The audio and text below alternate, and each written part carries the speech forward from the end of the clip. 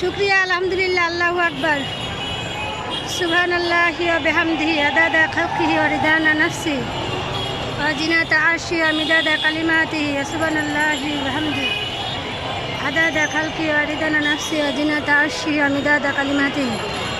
আল্লাহু আকবার, আল্লাহু আকবার, আল্লাহু আকবার। ছাত্র জনতার জয়, অনেক অনেক ধন্যবাদ। ছাত্র জনতার জয়, বাংলাদেশের জয়, বাংলাদেশের জনগণের জয়।